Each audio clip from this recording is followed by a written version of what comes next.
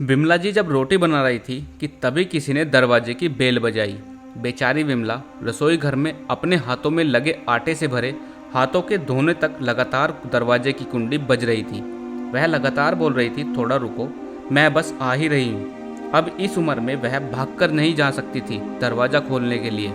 जैसे ही उसने दरवाज़ा खोला और सामने देखा तो उसकी बेटी अवंती दरवाजे के बाहर खड़ी थी।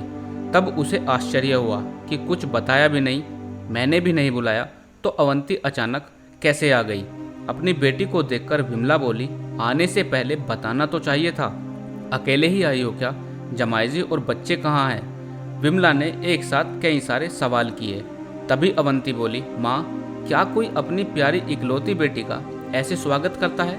मुझे लगा कि तुम मुझे अचानक देखकर बहुत खुश होगी और सबसे पहले मुझे गले लगा लोगी, पर यहाँ तो उल्टा ही हो रहा है। शायद तुम दुनिया की पहली माँ होगी जो बेटी को ससुराल से अपने घर आते देख खुश होने के बजाय चिंता में पड़ गई। क्या मैं अकेली इस घर में नहीं आ सकती? क्या हमेशा दामाद और बच्चों के साथ ही आना जरूरी है?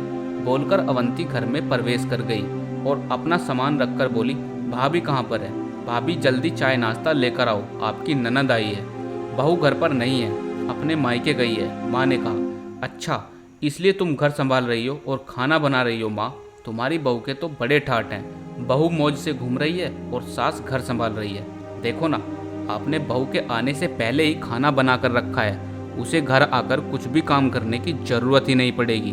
बड़े नसीब लेकर आई है आपकी बहू। और एक मैं हूँ जिसे उसकी सास कभी एक गिलास पानी भी नहीं पूछती। अवंती ताना मारते हुए बोली, बेटा, प्यार और इज्जत ऐसी चीज़ है जो हम पहले किसी को देते हैं और फिर उससे अपेक्षा रखते हैं कि वह भी हमें वापस दे। माँ ने उसे समझाते हुए कहा।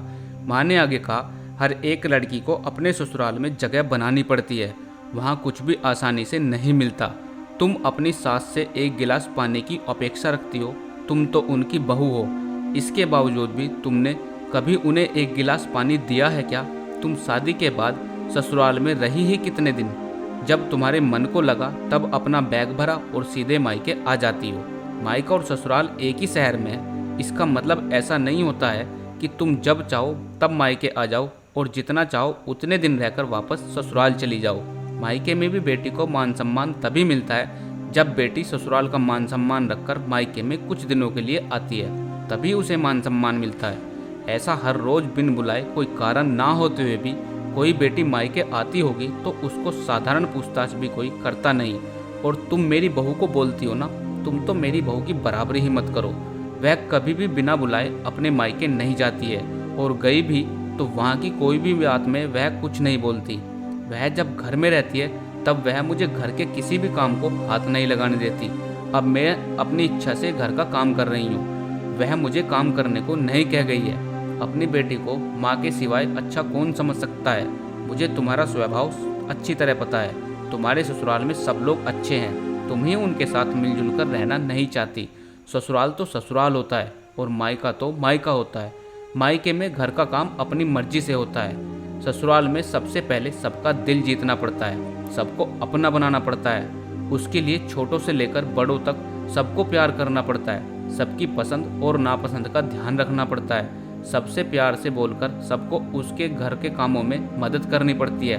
तभी सब लोग घर में आई नई नवेली बहू को स्वीकार करते हैं, उसे अपना मानते हैं। तुम जिम्मेदारी लेने को तैयार ही नहीं हो, इसलिए रोज रोज मायके चली आती हो। यहाँ आकर भी वही करती हो। अभी की बात देख लो, घर में कदम भी नहीं रखा, उतने में भाभी को ऑर्डर देना शुरू कर दिया, भाभी मेरे लिए चाय नाश्ता लेकर आओ।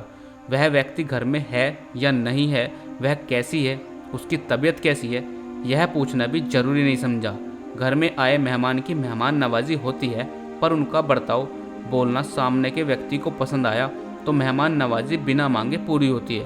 पर तुम्हारा ऐसा बर्ताव मुझे ही पसंद नहीं आता तो तुम्हारे ससुराल के लोगों को कैसे पसंद आएगा? तुम बोलती हो ना कि मेरे बहू के बहुत ठाट हैं, तो वो बात सही है।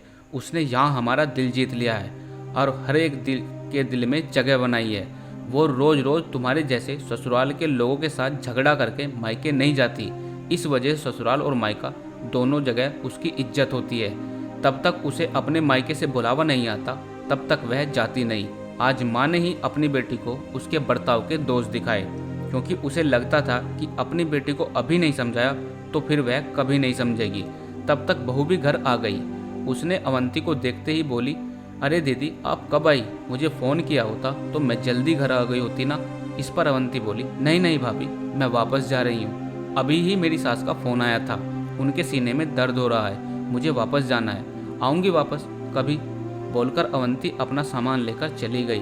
तभी उसकी भाभी ने उसे रोकने का प्रयास किया, परंतु उसकी सास ने ही अपनी बेटी को रोकने के लिए मना किया और अपनी बहू को बोली, बहू जाने दो उसे, पहले अपना घर संभालने दो, उसके बाद उसे मायके में आने दो।